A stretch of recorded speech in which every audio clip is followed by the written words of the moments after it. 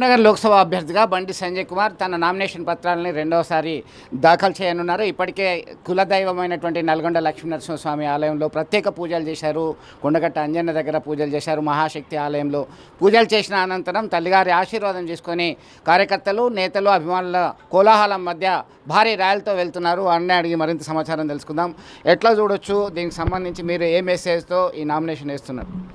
తప్పకుండా ప్రజల ఆశీర్వాదం మాకుంది, ఆ తల్లి అమ్మవారి ఆశీర్వాదం మాకుంది, ఆ భగవంతుని ఆశీర్వాదం మాకుంది, మా కార్యకర్తల సపోర్ట్, మా నాయకుల సపోర్ట్ మాకు ఉంది. కాబట్టి తప్పకుండా ఈ ఎన్నికల్లో వీళ్ళందరి ఆశీర్వాదంతో ఇలా భారీ మెజార్టీతో గెలుస్తానన్న నమ్మకం, విశ్వాసం ఉంది. ఎందుకంటే ఎన్నికల సరళి ప్రారంభం కాకముందే దాదాపు 40 రోజుల పాటు ప్రజాహిత యాత్ర పేరుతోని ఈ కరీంనగర్ పార్లమెంట్ నియోజకవర్గం మొత్తం కూడా చుట్టొచ్చినాం. మేము ప్రజలు స్వాగతించినారు, సన్మానించినారు, ఆశీర్వదించినారు. కాబట్టి ఆ ప్రజాస్పందన చూసిన తర్వాత, ప్రజల అభిమానం చూసిన తర్వాత మేము తప్పకుండా గెలుస్తాము, భారీ మెజార్టీతో గెలుస్తామనే విశ్వాసం, నమ్మకం మాకు ఏర్పడేది. కాబట్టి అదే చూస్తూ ముందుకు పోతాము.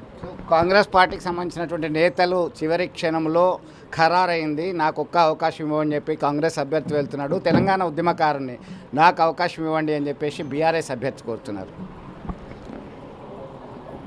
ఒకనేమో పక్కా నాన్ లోకల్ బీఆర్ఎస్ అభ్యర్థి, కాంగ్రెస్ పార్టీ అభ్యర్థి లోకల్, నాన్ లోకల్ వాళ్ళ పార్టీ కార్యకర్తలు, నాయకులు తెలియదు. ఆయన ఎవరు, ఎక్కడి ఏం దాని కూడా తెలియదు. ఇలా కాంగ్రెస్ పార్టీ నాయకులు, కార్యకర్తలే పరిశీలిస్తున్నారు. ఇలా బూత్ స్థాయిలో కార్యకర్తలు తిరుగుతారు. ఏమని తిరుగుతారు? మా నాయకుడు కోటేయండి, మా అభ్యర్థి కోటేయండి, మా అభ్యర్థి ఇది చేసిండు, అది చేసిండు, ఈ నాయకుడు, ఆ నాయకుడు అని చెప్తారు. ఇలా కాంగ్రెస్ పార్టీ కార్యకర్తలు ఇంటింటికి పోయి ఏమని చెప్తారు? వాళ్ళ అభ్యర్థులు వాళ్ళు తెలియదు, వాళ్ళ అభ్యర్థి చరిత్ర ఏంటో తెలియదు. కాబట్టి ఎవరు చూసి ఒకటి ఏమంటారు? కాబట్టి వాళ్ళిద్దరూ వ్యాపారాల పైసలు సంపాదించుకోవడానికి, వ్యాపారాలు చేసుకోవడానికి, సంపాదించిన డబ్బును కాపాడుకోవడం కోసం మాత్రమే వాళ్ళు పోటీ చేస్తున్నారు. కాబట్టి కరీంనగర్ పార్లమెంట్ ప్రజలు కష్టాల్లో, ఇబ్బందుల్లో ఉన్నప్పుడు ఆదుకున్నది, అండగా ఉన్నది, భరోసా కల్పించింది నేను. బీఆర్ఎస్ పార్టీ అభ్యర్థి అధికారులు ఉన్నప్పుడు ఏ రోజు కూడా రైతులను భరోసా అయ్యలే, విద్యార్థి యువతకు భరోసా అయ్యలే, ఉద్యోగ ఉపాధ్యాయులకు భరోసా అయ్యాలి, ఆర్టీసీ కార్మికులకు భరోసా అయ్యాలి, ఎస్సీ ఎస్టీ బీసీ వర్గాలకు భరోసా ఇవ్వాలి, అగ్రవర్ణాలు పేదలు ఇబ్బంది పడుతుంటే భరోసా ఇచ్చే ప్రయత్నం చేయలేని. ఎన్నికలు అయిపోయినాక, ప్రభుత్వం పీకినాక ఇప్పుడు వచ్చి అక్కడక్కడ కనబడే ప్రయత్నం చేస్తున్నాడు. ఇక కాంగ్రెస్ పార్టీ అభ్యర్థి అప్పుడు లేడు, ఇప్పుడు లేడు, ఎప్పుడు ఉండడు ఆయన. మళ్ళీ ఎన్నికల తర్వాత వాళ్ళు చుట్టూ చూపు వస్తారు, వెళ్ళిపోతారు వాళ్ళు. కాబట్టి ఇవాళ నేను రైతుల అకాల వర్షాలు నష్టపోయిన రైతులు కష్టాలు వచ్చినప్పుడు నేనే ఉన్నా, ఎస్సీ ఎస్టీ బీసీ వర్గాలు ఇబ్బంది పడ్డప్పుడు నేనే ఉన్నా, పోడుబున సమస్యలప్పుడు నేనే ఉన్నా, 317 జీవో అప్పుడు నేనే ఉన్నా, ఆర్టీసీ కార్మికులు ఉద్యమిస్తున్నప్పుడు నేను ఉన్నా, నిరుద్యోగ యువత ఇబ్బంది పడుతున్నప్పుడు నేనే ఉన్నా. కాబట్టి ఏది ఉన్నా కూడా ఇవాళ నేనున్నా. కానీ ప్రజలు నన్ను వాళ్ళవాడిగా గుర్తిస్తారు తప్ప వాళ్ళిద్దరిని ప్రజలు గుర్తించే పరిస్థితులు లేరు. కాబట్టి వాళ్ళు వస్తారు, పోతారు. ఎన్నికల వర్షాలప్పుడు ఉసిరిలు వచ్చినట్టు ఎన్నికలప్పుడు ఇద్దరు నాయకులు వస్తారనేటువంటి ఆలోచన ప్రజలప్పుడు ఉంది. కాబట్టి ఆ నమ్మకం, విశ్వాసంతో మేము ముందుకు పోతాము. మ్యాచ్ ఫిక్సింగ్కి పెట్టింది పేరు సంజయ్ అని చెప్పి మీ ప్రత్యర్థులు మీ మీద ఆరోపణలు చేస్తున్నటువంటి పరిస్థితి. ఏ మ్యాచ్ ఫిక్సింగే? మాకు క్యాప్టెన్ ఉన్నాడు, క్యాప్టెన్ మాకు నరేంద్ర మోడీ గారు ఉన్నారు. వాళ్ళ క్యాప్టెన్ పేరు చెప్పనా? మ్యాచ్ ఫిక్సింగ్ వాళ్ళు చేసుకున్నారు. ఇద్దరికి క్యాప్టెన్ లేడు. ప్రధానమంత్రి అభ్యర్థి ఎవరు టీఆర్ఎస్ పార్టీకి లేరు, కాంగ్రెస్ పార్టీ ప్రధానమంత్రి అభ్యర్థి ఎవరు లేరు. కాబట్టి వాళ్ళు మ్యాచ్ ఫిక్సింగ్, క్యాప్టెన్ లేకుండా మ్యాచ్ ఫిక్సింగ్ చేసుకొని వాళ్ళు వస్తున్నారు. మేము నరేంద్ర మోడీ గారి క్యాప్టెన్సీలో మేము మ్యాచ్ ఆడడానికి సిద్ధంగా ఉన్నాం. వాళ్ళకు ప్లేయర్స్ లేరు, ఎక్స్ట్రా ప్లేయర్లను పట్టుకొచ్చి ఇప్పుడు ప్లేయర్స్గా కాంగ్రెస్ పార్టీ ఇవాళ పోటీలో నిలిపింది. ప్లేయర్సే లేరు. వాళ్ళు బీజేపీతో ఆడడానికి కాంగ్రెస్ పార్టీ ప్లేయర్స్ కరవేరు. అందుకే ఎక్స్ట్రా ప్లేయర్స్ పట్టుకొచ్చి ఇవాళ ఆడిపించే ప్రయత్నం చేస్తున్నారు. కాబట్టి 100% వాళ్ళిద్దరు లోపాయికార ఒప్పందం. మీరు చూడండి, విమర్శలు చూడండి. బీఆర్ఎస్ పార్టీ కేసీఆర్ కొడుకు, ఇక్కడ కాంగ్రెస్ పార్టీ నాయకుడు, ఇద్దరు కలిసి రాత్రి కూడా మాట్లాడుకుంటారు. ఆయన ఏది మాట్లాడితే ఇవాళనో రేపు మళ్ళీ ఈయన అదే మాట్లాడతాడు, ఈయన ఏది మాట్లాడితే ఇవాళనో రేపు ఆయన అదే మాట్లాడతారు. ఇద్దరు కలిసి మ్యాచ్ ఫిక్సింగ్ చేసుకొని ఇవాళ బండి సంజయ్ని ఓడగొట్టాలంటే ఈ వ్యక్తికి టికెట్ ఇవ్వాలి, ఆ వ్యక్తికి టికెట్ ఇవ్వాలి, మన ఇద్దరం బీజేపీని టార్గెట్ చేయాలి, బండి సంజయ్ని టార్గెట్ చేయాలి, మోడీ గారిని బదనాం చేయాలి మనం అని చెప్పి ఒక ప్లాన్ ప్రకారం వస్తున్న విషయం కరీంనగర్ ప్రజలకు తెలుసు. వాళ్ళు వాస్తవాలు గ్రహించారు. మేము కాంగ్రెస్ పార్టీ కార్యకర్తలే, బీఆర్ఎస్ పార్టీ కార్యకర్తలు చర్చించుకుంటున్నారు. రాముణ్ణి మొక్కుదాం, బీజేపీని తొక్కుదామని చెప్పి కొత్త స్లోగన్ తీసుకొచ్చింది కాంగ్రెస్ పార్టీకి సంబంధించి. దాన్ని ఎట్లా చూడొచ్చు, మీరు ఎట్లా స్పందిస్తారు? వాళ్ళు రాముడు అంటేనే భక్తి లేదా? ఇప్పుడు ప్రజలందరికీ ఏముంటుంది? రాముడు అంటే భక్తి ఉంటుంది. ఈ కాంగ్రెస్ బీఆర్ఎస్లకు కరీంనగర్లో రాముడు అంటే భయం స్టార్ట్ అయింది. రాముడు అంటే ఎవరు భయపడతారు? సైతాన్లు, రాక్షసులు వాళ్ళు భయపడతారు. కానీ ఇక్కడ బీఆర్ఎస్ కాంగ్రెస్ వాళ్ళు రాముని చూస్తే భయపడుతున్నారు. కాబట్టి రాముని మీద భక్తి లేనోడు రాముని ఏ విధంగా మొక్కుతారు? రాముని వారసులైన రామభక్తులను ఏ విధంగా దొక్కుతారు?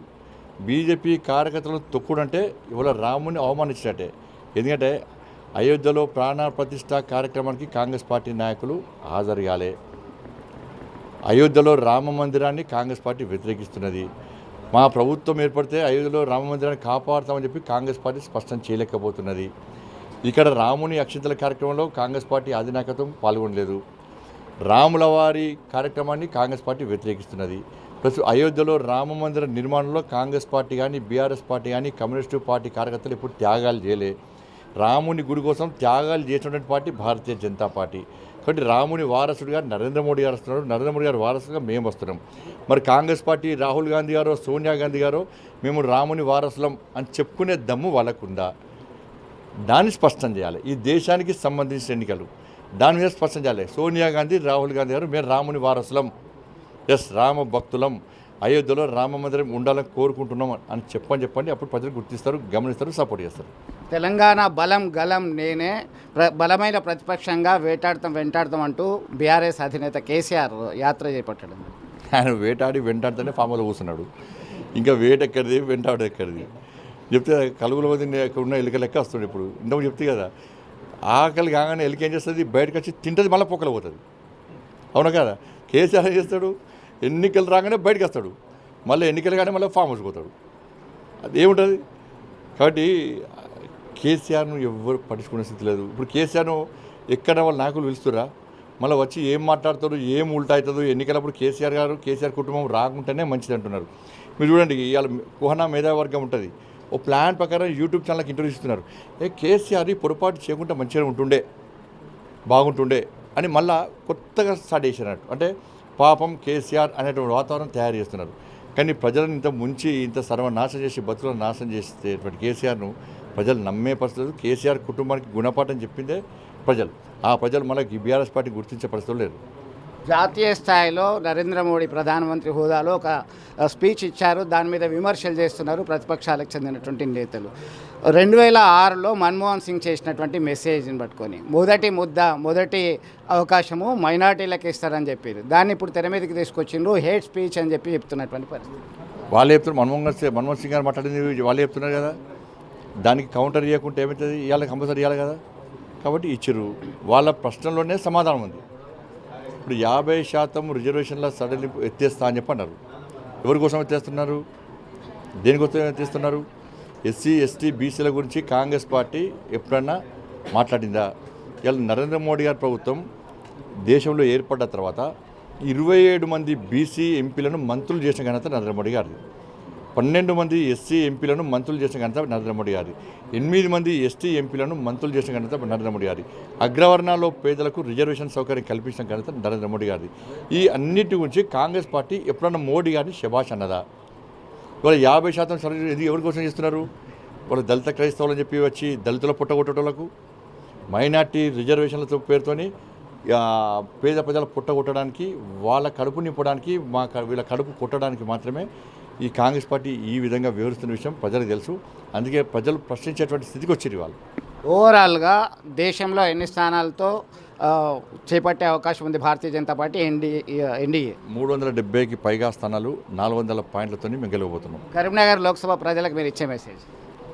వాళ్ళ మీ ముందుకు వస్తున్నటువంటి అన్ని పార్టీల అభ్యర్థులను మీరు బేరీజ్ వేసుకోండి. ఎవరు మీకోసం ఉన్నారు, ఎవరు వాళ్ళ కోసం పనిచేస్తున్నారు. కాబట్టి ఇలా మీకోసం ఇలా నేను మొదటి నుంచి కూడా అనేక ఉద్యమాలు చేసిన వ్యక్తిని, అనేకసార్లు జైలుకు వెళ్ళిన వ్యక్తిని, 100 కేసులు మీదేసుకొని ఇలా మీకోసం కష్టపడి పనిచేస్తున్న వ్యక్తిని, ఇలా కరీంనగర్ పార్లమెంట్ నియోజకవర్గాన్ని 12,000 కోట్ల రూపాయలకు పైగా నిధులు తీసుకొచ్చి అభివృద్ధి చేసిన వ్యక్తిని. ఇలా బీఆర్ఎస్ పార్టీ సహకరిస్తే ఇంకా అభివృద్ధి జరిగేది. కాబట్టి నరేంద్ర మోడీ గారికి ప్రధానమంత్రిగా చేసేటువంటి ఎన్నికలు ఇవి. మీరు నాకు ఓటేస్తే నేను నరేంద్ర మోడీ గారికి ఓటేసి నరేంద్ర మోడీ దేశభక్తుడైన నరేంద్ర మోడీ గారిని ప్రధానమంత్రిగా చేస్తాం. కాంగ్రెస్ పార్టీ అభ్యర్థి ఎవరో ఎక్కడుంటాడో ఎప్పుడు వస్తాడో మీకు తెలియదు, నాకు తెలియదు, కాంగ్రెస్ పార్టీ కార్యకర్తలు కూడా తెలియదు. ఆయన ఓటేస్తే ఆయన గాంధీ కుటుంబానికి, రాహుల్ గాంధీకి, సోనియా గాంధీకి ఓటేస్తాడు, కుటుంబానికి ఓటేస్తాడు.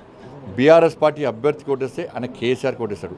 దేశ ప్రధానిగా కేసీఆర్ గారు ఉండాలన్నా, రాహుల్ గాంధీ, సోనియా గాంధీ కుటుంబం ఉండాలన్నా, నరేంద్ర మోడీ గారు ఉండాలన్నా, మీరు ఒక్కసారి బేరీజు వేసుకోండి. ఇలా ఆపదలో కష్టాలు ఆదుకునేటువంటి వ్యక్తిని, అండగా ఉండే వ్యక్తిని, భరోసా కల్పించే వ్యక్తిని నేను. వాళ్ళు చూపుగా ఎన్నికలప్పుడే వచ్చే వ్యక్తులు వాళ్ళు. కాబట్టి ఇవన్నిటిని బేరీజు వేసుకొని ఒక మంచి నిర్ణయం ప్రకటించాల్సిందిగా మీ అందరికీ విజ్ఞప్తి చేస్తూ, ముఖ్యంగా మీరందరూ కూడా ఇలా కరీంనగర్ పార్లమెంట్లో 100% ఓటింగ్ కోసం ఇలా భారతీయ జనతా పార్టీ ప్రయత్నాలు చేస్తున్నది. ఇవాళ తెలంగాణ దేశ చరిత్రలో కరీంనగర్ పార్లమెంట్ నియోజకవర్గంలో 100% ఓటింగ్ జరిగింది అని చెప్పి ఒక చర్చ జరిగే విధంగా ప్రతి ఒక్కరు కూడా